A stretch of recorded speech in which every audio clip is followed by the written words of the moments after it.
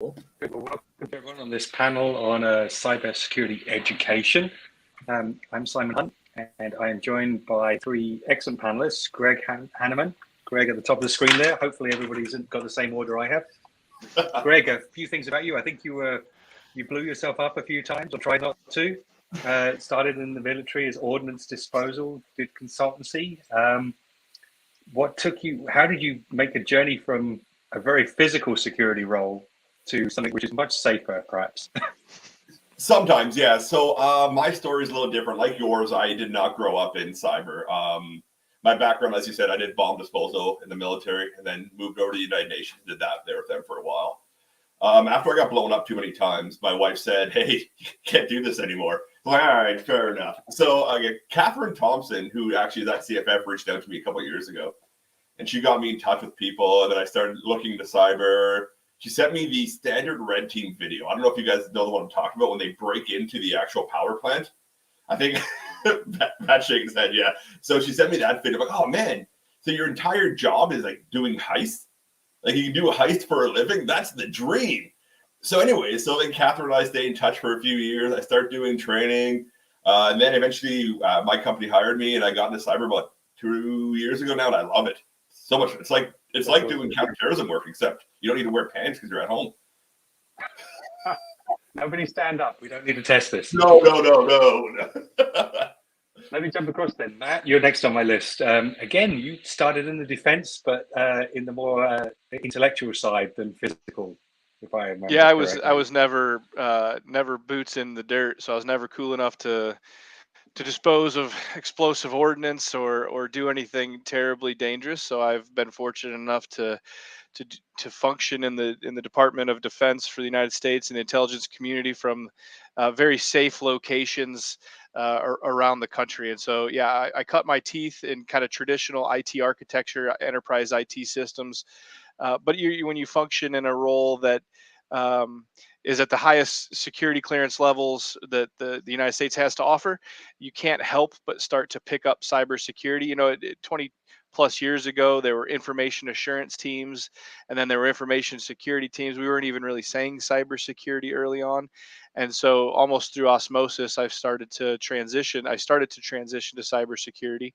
And then almost a decade ago now, I guess 9 years ago, I joined Purdue University, my alma mater. So this was much of a homecoming for me to run a cybersecurity team that does professional services and workforce development and education external to the university. So kind of not the traditional academic unit, but we're more of an engagement arm of the university to help citizens around the state of Indiana and really around the globe. And so it's been fortunate that I had a very interesting career, much like Greg, and you get to see some very interesting things as you operate in those spaces.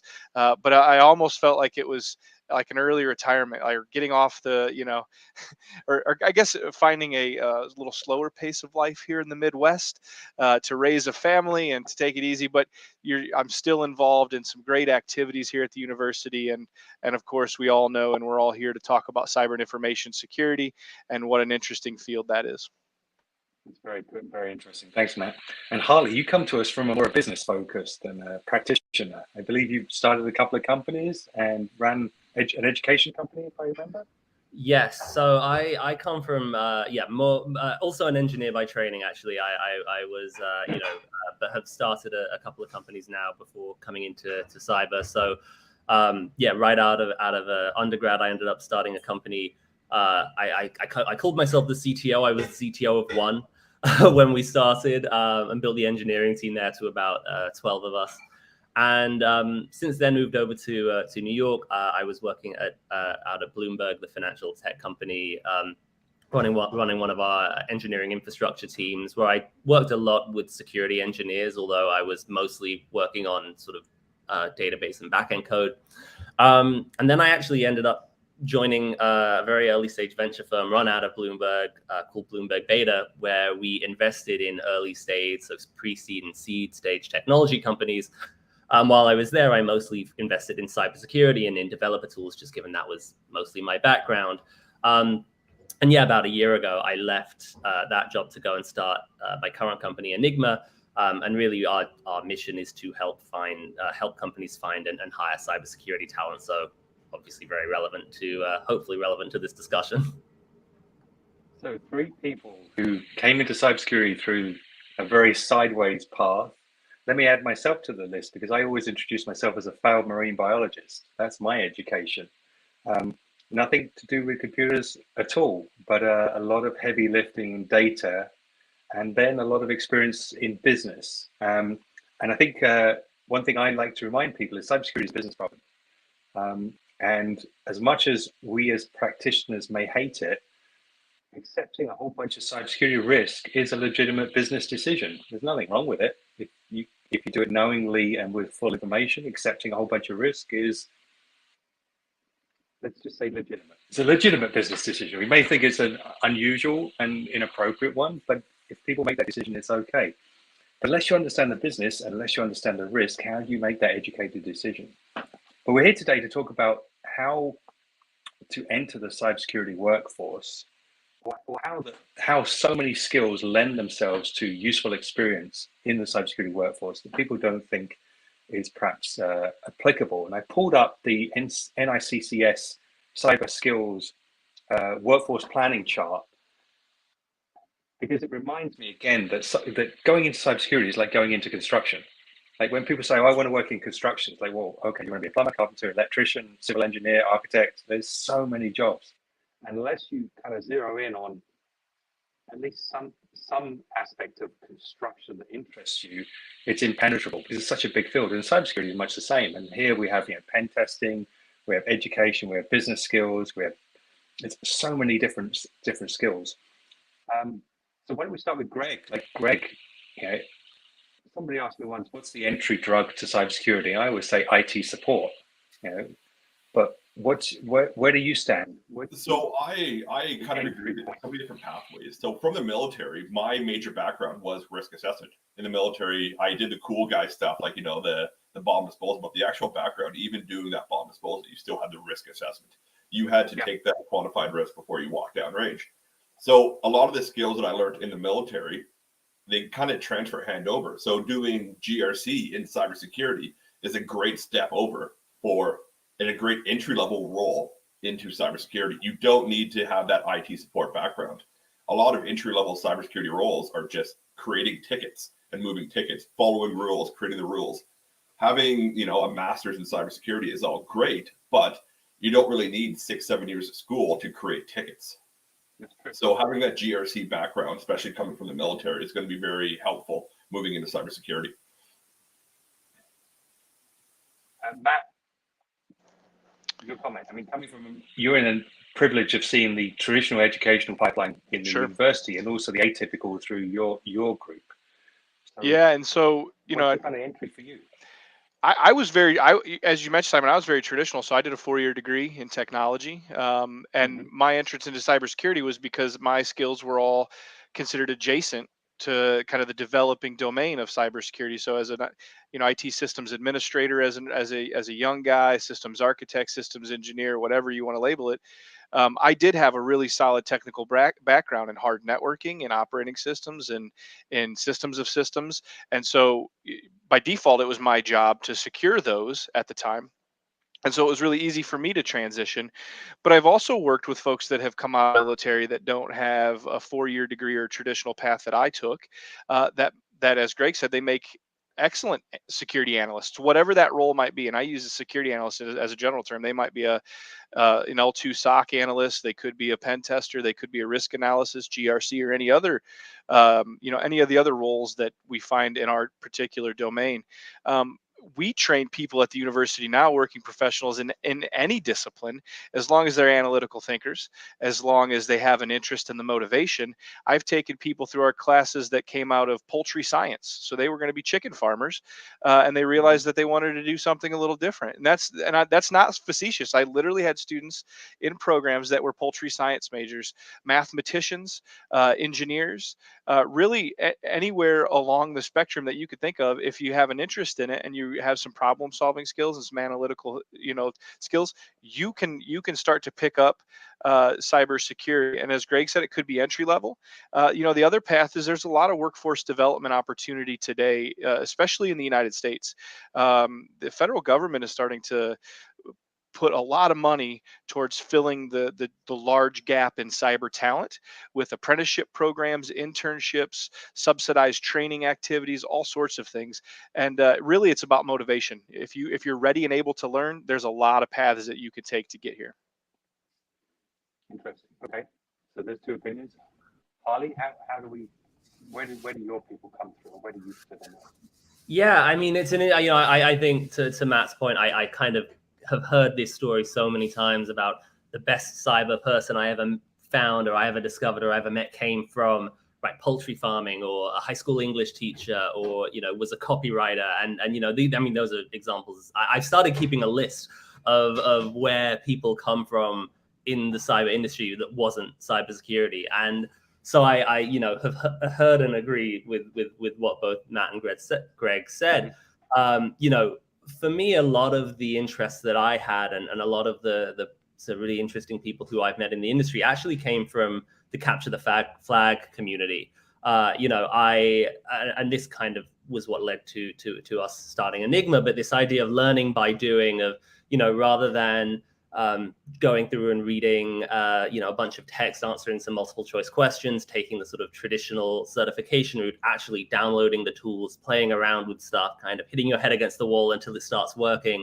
To me, that was the most interesting way of learning, and that was the most effective way of learning. I mean, similar to Matt, I came from a 4-year computer science degree at college. We had one cybersecurity class. I learned some of the math underlying cryptography there, which is really cool, don't get me wrong, but I've used that in my professional career 0 times.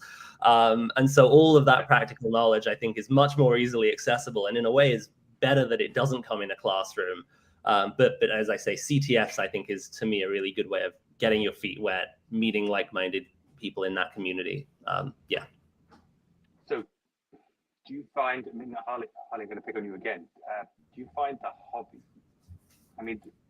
are the CTFs and the kind of the hacker gaming, is that more of a hobbyist path where people start as hobbyists and get into the kind of the gaming, the gamified hacking, and then move into a career? Or so you can do it in either way. I mean, what I mostly see is CTFs are, you can find them in varying sort of different flavors. You can go to the really complicated ones that you need to have been in the industry or have years of practical experience to be able to reverse engineer this binary or something crazy like that, where you need a lot more knowledge. But a lot of the universities and a lot of different organizations even will publish CTFs geared towards high school, geared towards people who have never been in the industry before. And, those are a lot more oriented towards doing it in your free time, doing it as a hobby.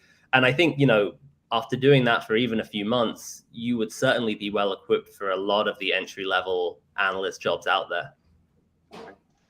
Yeah, Simon, if I could add one thing. of course.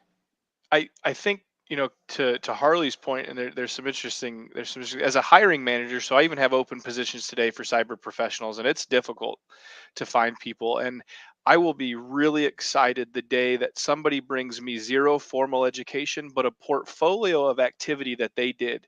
Like, I want to see it in a physical binder where they drop it down. They said, here's 2 MOOCs that I took at, edX or Harvard or wherever that were cyber, but I didn't pay for it. But here's the work that I did. Here's my ranking on Hack the Box. Here's my activity in this CTF. Here's what I did in high school with cyber.org, or here's what I've done all over the place. This is my portfolio. I will hire that person in a minute, instantly, and I will pay them the same salary as a 4-year degree. And listen, we're a 4-year degree, master's, PhD level issuing institution for cybersecurity, and I'm not underplaying the value of that, but it's not always necessary. I just long for the day that somebody brings me that portfolio that Harley started to talk about and says, here, I want the job, because now they've shown me everything that they've done, everything that they know, and that level of motivation and that level of kind of commitment to the field, probably better than it is 100% better than what I came out of my 4-year degree with, because I just want the college experience. I was just a college kid. I wasn't that motivated, not like that. That would be something to hire. And that is a path that you could take into this field without a doubt. Another thing based off that, when I was the hiring manager as well, one of the first questions I always ask is, what is your home lab setup? Like, what do you have going at home? Because as I said, you want to be a lifelong learner, right? So what do you have at home? How do you figure out how to work things? So more on what Harley and Matt were saying as well. You want to see what they can do on their own time.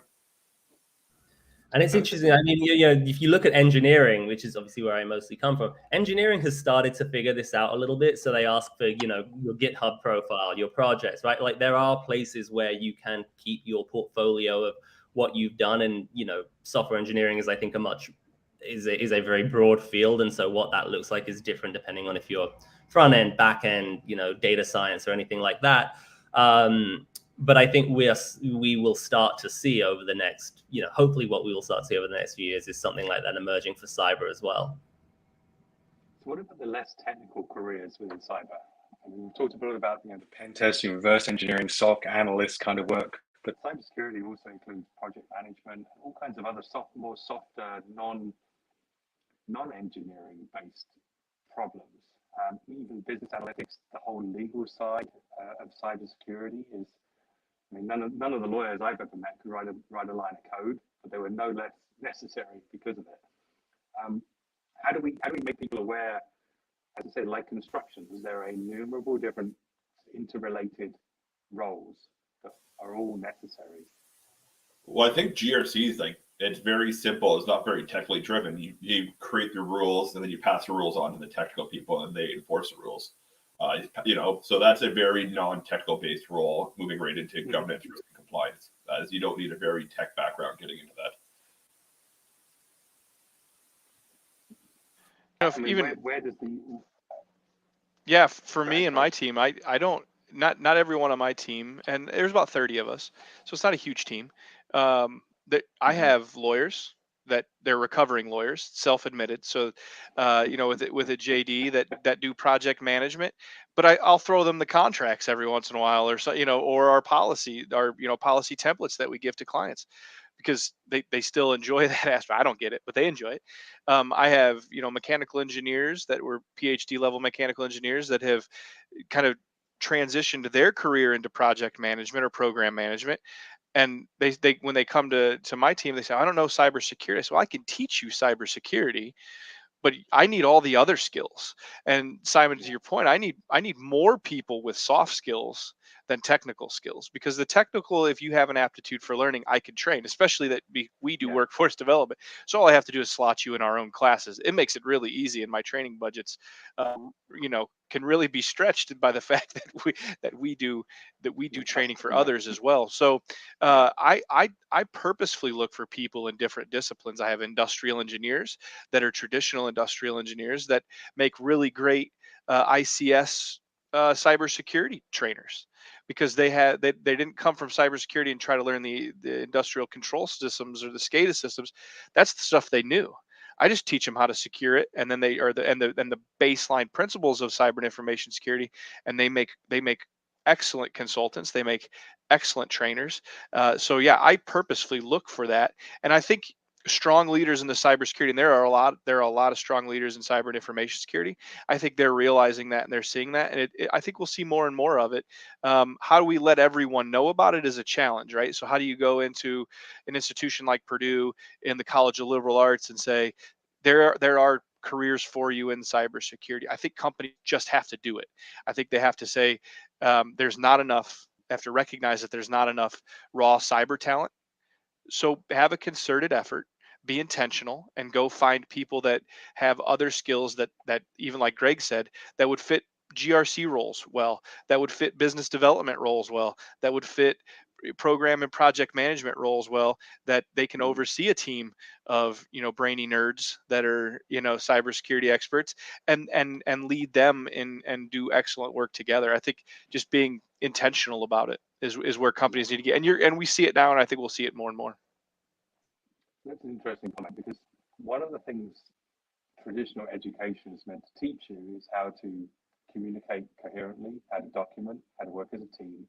these are all skills, and Greg, you would know this, all skills that people learn in the military, but I've never known a ex-military or veteran really enunciate, these are the things that you're getting from me. That, and these are things that are perhaps difficult to acquire for somebody who hasn't gone through university and is a hobbyist hacker playing with the CTFs.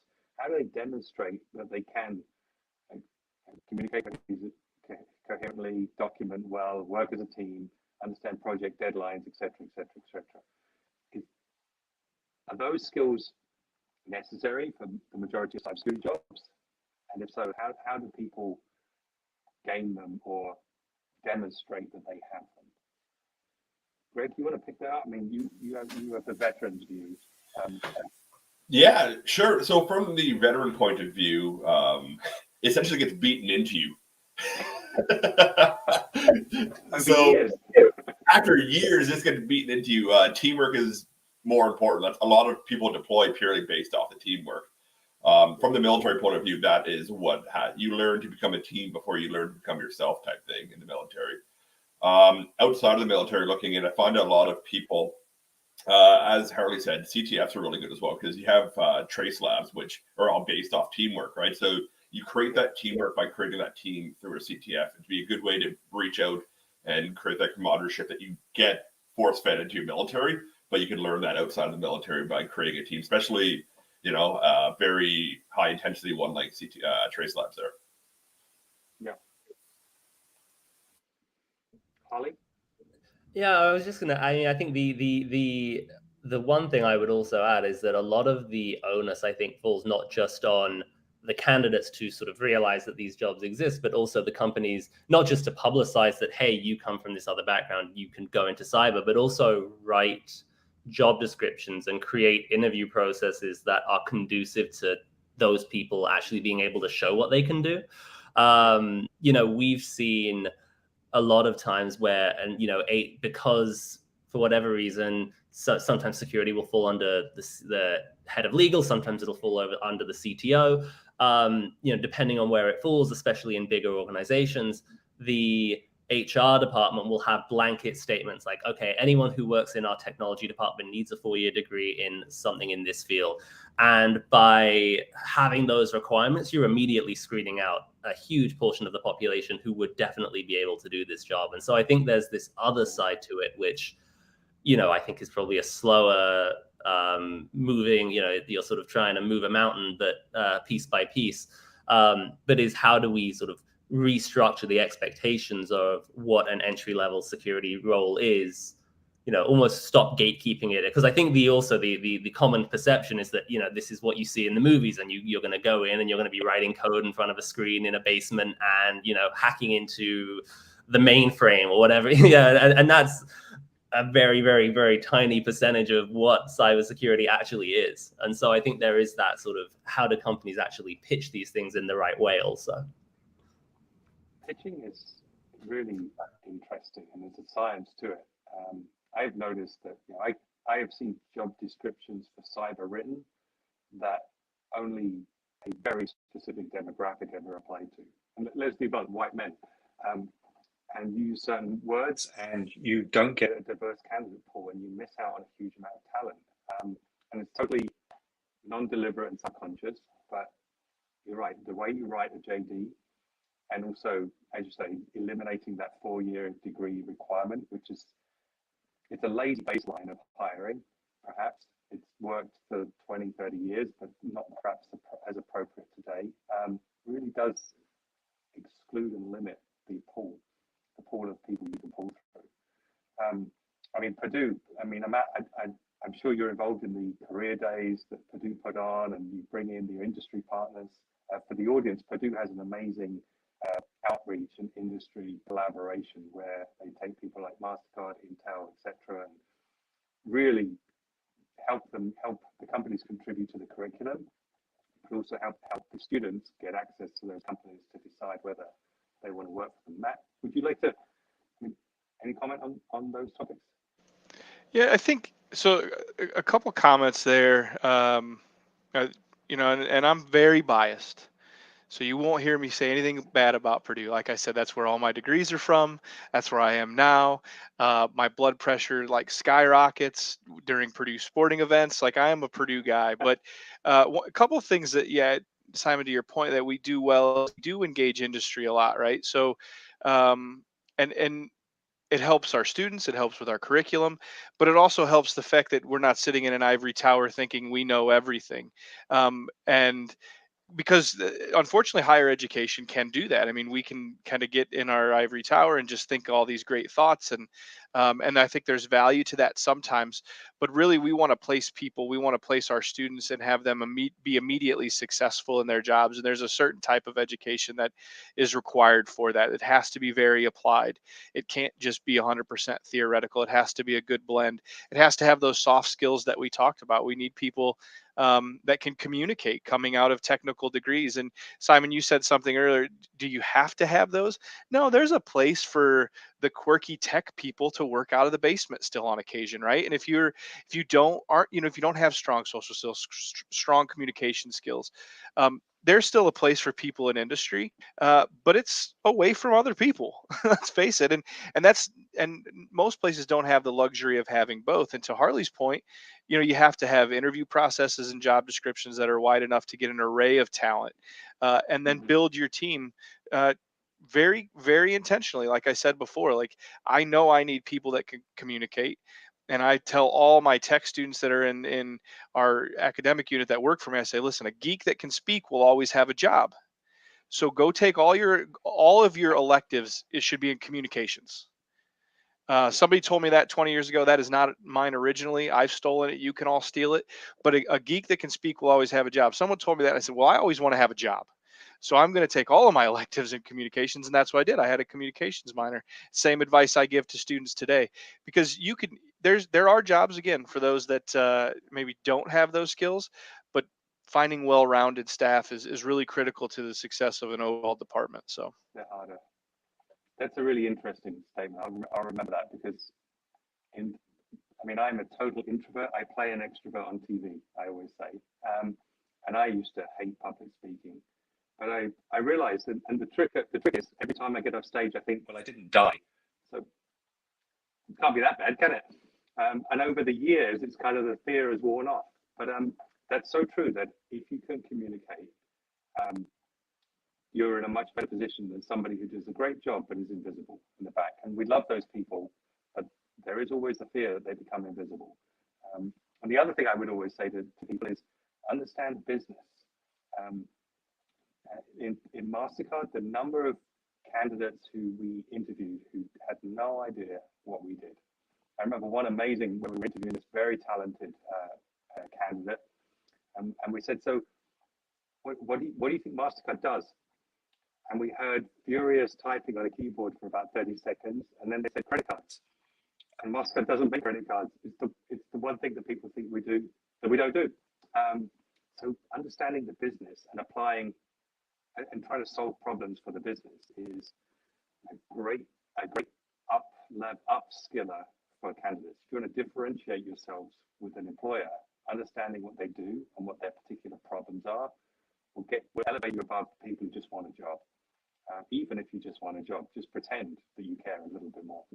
And for those people who are like the quintessential movie hacker makers, like looking at 10 screens and with their gaming chair and just want to get in the weeds and code, how do they, without that 4-year degree, how do they document their skills? And there's been some really good ideas about, let's have a portfolio of successes and wins and achievements.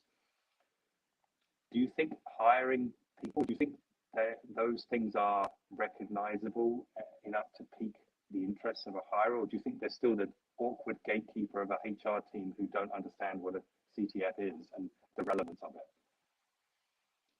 How does somebody stand up and say, look, you should talk to me because I have the skills you need through a different route? Well, this is going to sound very self-promotional, but that is kind of what our company does, right? So, and the idea here, this comes from engineering, right? Then within engineering, there's a culture of technical interviews where rather than just asking, hey, what's the definition of this, or hey, you know, tell us about this thing that you did. They'll actually have somebody come in and collaboratively code on a problem for an hour. And, you know, you can do those well, you can do those badly, but it's fairly universal within the engineering sphere. And for cybersecurity, that never really existed. And if it did exist, it existed in a very sort of, like if you look at something like the OSCP, where you might have to take 8 hours to actually go through this assessment. And, you know, that's a thing that a lot of people, particularly who are, you know, coming from non-traditional backgrounds, maybe don't have the time to spend 8 hours on a pre-screening assessment. And so I think coming up with creative ways of vetting that talent, you know, as they come into the pipeline, as opposed to just doing it based off of a resume or what letters they have after their name, is one way of doing it. And, you know, I say I'm self-promotional because that's exactly what we help companies do. But I'm sure there are others as well. So I'll turn it over to everyone else so I don't sound like Greg, you're jumping. Sure. So before this meeting started, Harley and I came to a realization that our companies do the exact same thing. We're direct but we have the same goal in mind, so we're both happy about how the goal works. We do that. So we are purely potential based over experience. So prior to Christmas, I put a entry-level ad on LinkedIn, and I had over 40,000 hits on LinkedIn and over 1,000 job applications. And that is exactly what it was. Is I don't want your resume. I don't want to see your degree. I don't care what certifications you have. I want to know if you can do the job. It's entry level. This is an entry level job. Let's see if you can do it. And as I had the HR team absolutely hated me when their inbox got flooded by over 1,000 applicants, but I laughed because I didn't have to deal with it. But anyways, so as I was saying, so we hire potential based on experience. We run those quiet guys in the basement with their black hoodies on. We run an aptitude test and personality index to see how they would fit in a cyber role. From there, you know, if they have the potential, we'll train them up in the role and we'll get them in the position they need to get into. So, what are the thoughts? Yeah, that's an awesome way of doing it. Sorry, Matt. Sorry, Harley, please finish. Oh no, I was just gonna echo that and say, you know, that's I was just gonna second it. So it's interesting. Oh, sorry, Simon. Go ahead. No, please. I was just going to say, I think Harley kind of mentioned some of the certifications that are out there, OSCP, and, you know, they're not all created equal. First of all, I'm going to say that. And I have some interesting personal opinions outside of what, you know, a representative of the university, but as a hiring manager, when I see different certifications, but there are certifications out there in cybersecurity. And if I'm a good hiring manager, I know what those mean. I know what it means if you have Security Plus. I know what it means if you have a CISP. I know what it means if you have the OSCP. I just know what those, you know, what the person had to go through to check that box. Did I freeze or did you guys? Sorry, I'm back. Okay, good. Something went on the screen there where everybody froze for a second. Okay, great.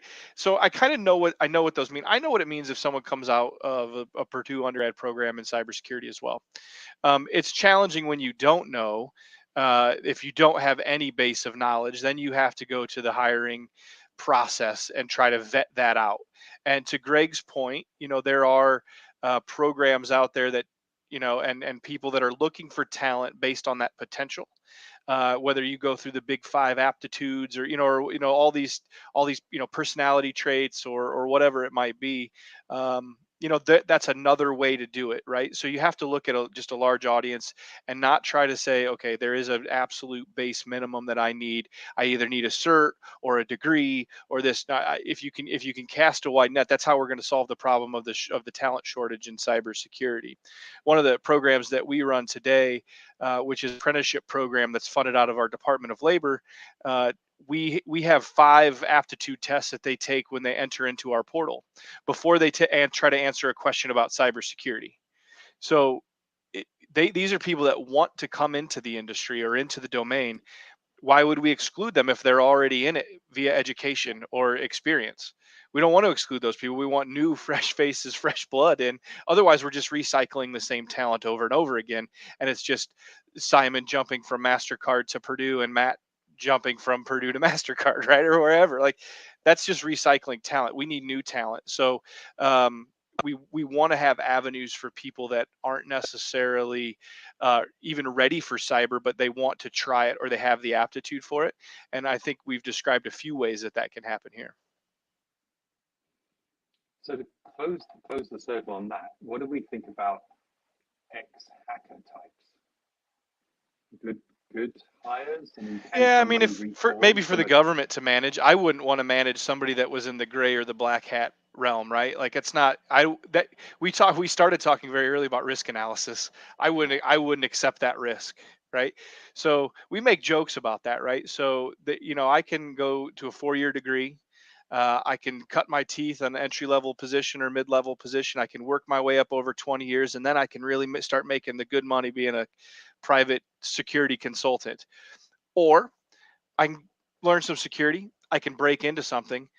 I can go work for the government, and then I can shortcut that 20-year path and start making some real good money as a security consultant, right?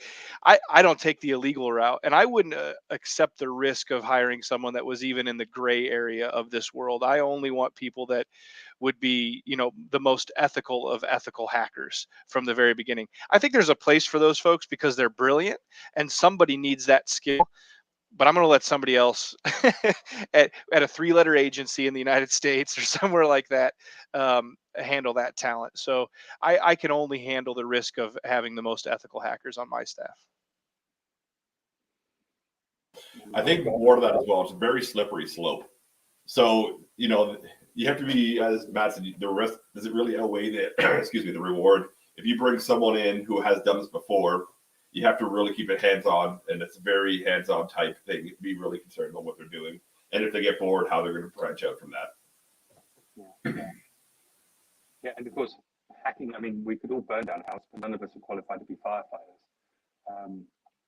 And being a good hacker shows curiosity and tool usage. But then there are many jobs in cybersecurity. Let's just say being a good hacker doesn't make you a good defender. It doesn't teach you how to defend things. It just tells you how to break things, which always worries me. Which is ironic considering so much of our industry glorifies things like DEFCON, which is all about how to break stuff, not fix stuff.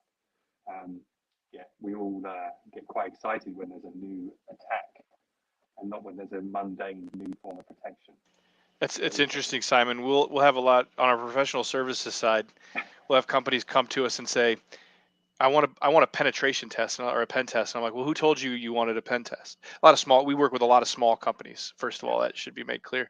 I said, well, I heard that I needed that. Well, okay, tell me what you think that means and what, and we try to sell 10-to-1 risk analysis work versus a penetration test. And I tell them, if you pay my guys if you pay them, they'll find a way in.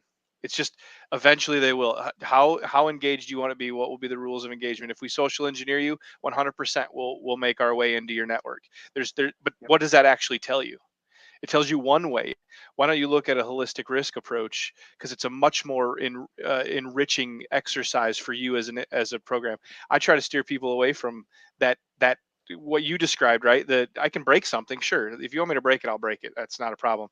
But let's try to fix as many things or identify the gaps in your risk, or what is your risk tolerance? What's your risk appetite? What are all those things? It's a far more valuable service that we can provide. It isn't interesting that the other side is glorified because people will come and say, I need a pen test. I'm like, no, you probably don't actually. Yeah.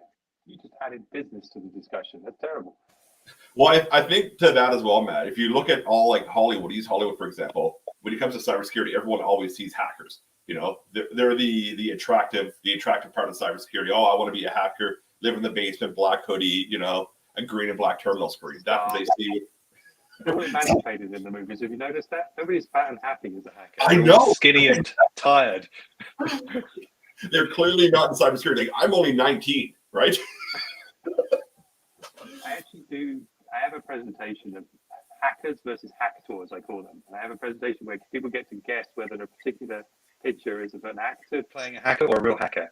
And I'm not joking. All the real hackers are fat, happy, usually I'm being arrested because that's where I get the pictures from. And all the movie hackers are anorexic in hoodies, like dirty jeans, and look very sickly.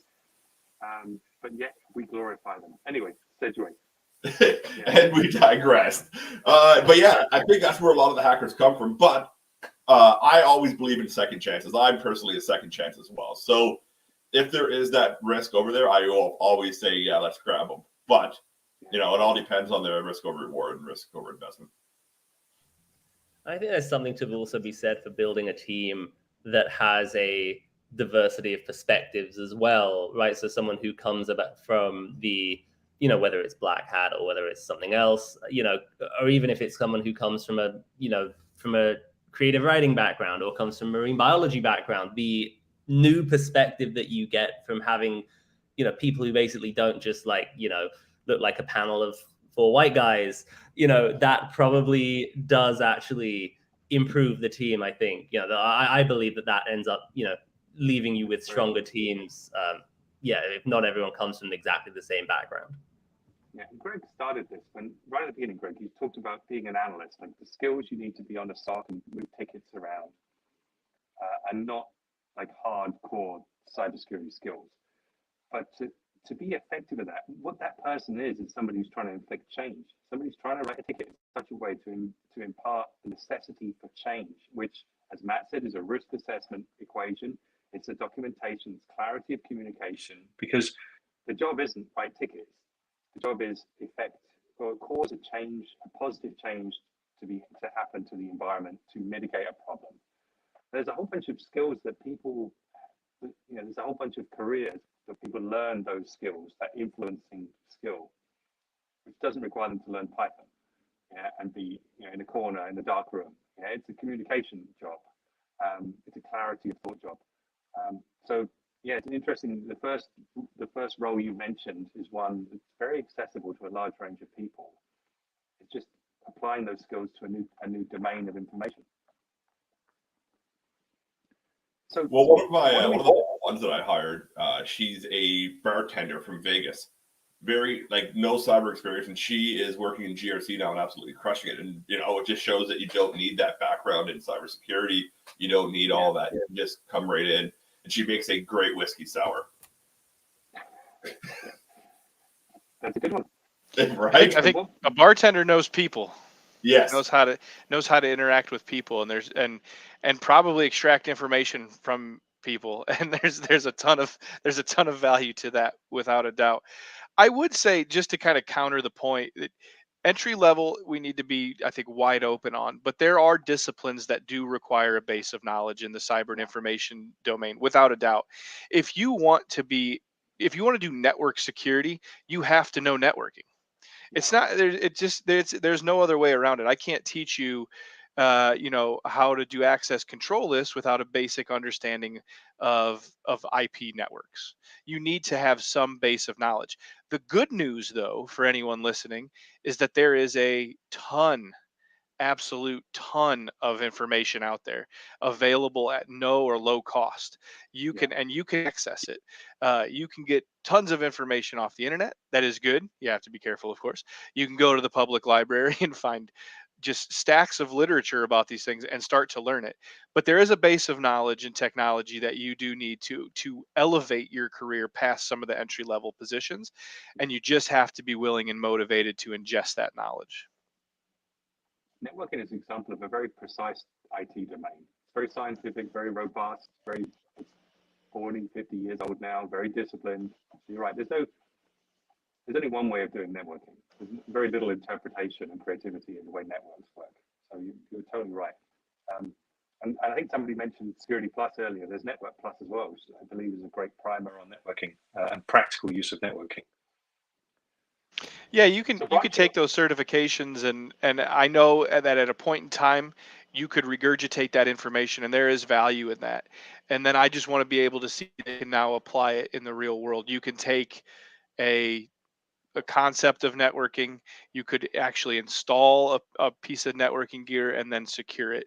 And that's, I think, to Harley and Greg's points earlier, if you can assess that level of aptitude, then you've really kind of found the secret sauce, the secret recipe, because that's how the talent is really top notch, where they can both speak the language, they can communicate concepts, and then they can actually do. And if you can start to find those people, then we're really solving a lot of problems. Talking of shovel-ready skills, is there value in tool certifications? Like if somebody has a Cisco certification or Microsoft or knows CrowdStrike, or is that something that somebody can do on their own accord, and is it an enticing thing with a candidate to have those things? I guess if you're looking for a CrowdStrike engineer, having CrowdStrike experience is great. Yeah, well, certifications are all nice, but a lot of people, especially moving into cyber and entry-level roles, they don't have that expendable income to go out and drop like $3,000 on a quick cert. So like guys were saying, try Hack Me Rank, because you can do a lot of that for free and stuff like that. So a lot of the, like we'll look at like a lot of the GX, which is like 10 grand off the hop, right? They're becoming a pretty large gatekeeper to get into cyber. And a lot of people breaking into cyber just don't have that money to drop on a cert. And I think But if you break in, maybe and your employer offers training credits, maybe these things are worth pursuing. Yeah, well, that was going to be what my point is. For companies who are hiring that entry level, making it easy to get that knowledge and take those classes, and either by paying for it, giving them the time in the day to actually take it and learn it.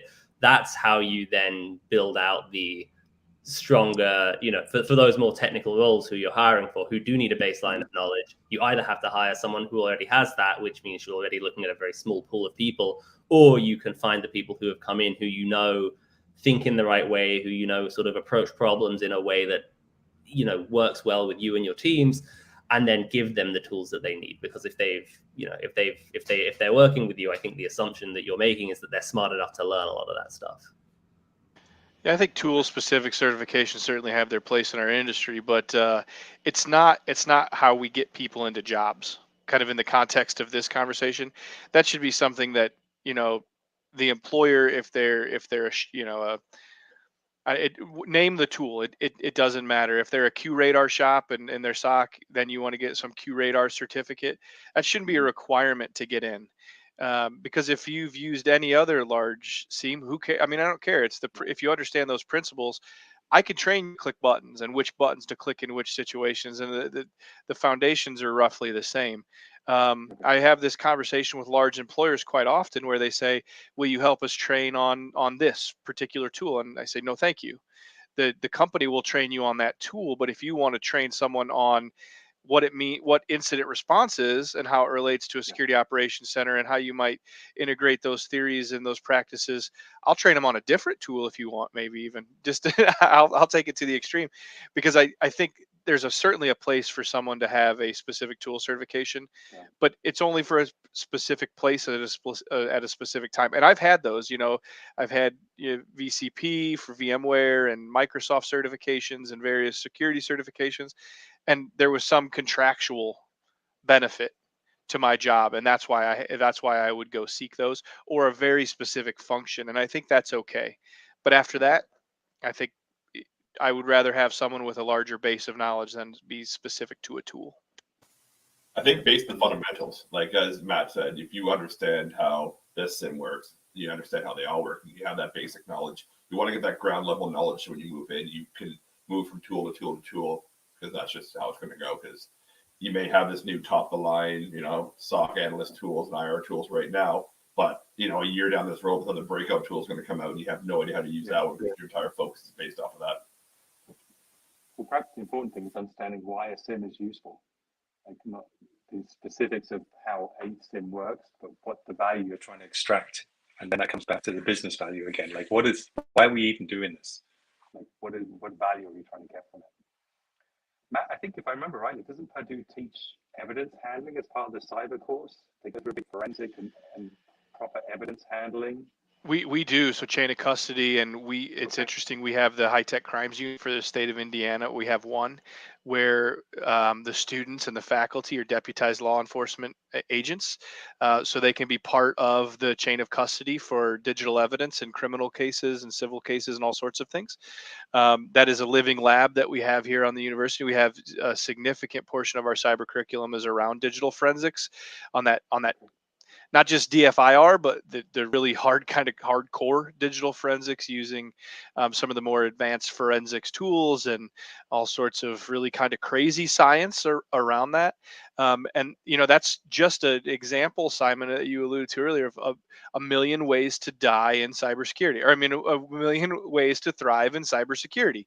There is all sorts of ways you can go, and that includes federal, local law enforcement needing to analyze a cell phone that was found at a crime scene, or and that's an interesting role, because if you botch something along that of custody, it's no longer admissible evidence, and either a free person goes to jail or they get off, or a guilty person gets off. Like, you can really harm society if you get that wrong. So those are disciplines that exist that I think they're incredibly interesting.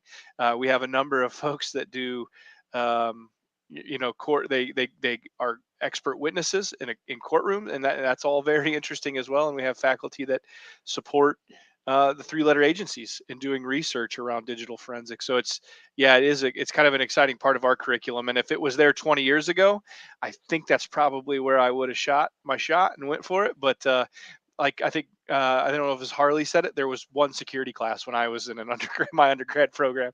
I was in the same boat, so it just wasn't there and available to me at the time. You guys But are so lucky With your one class.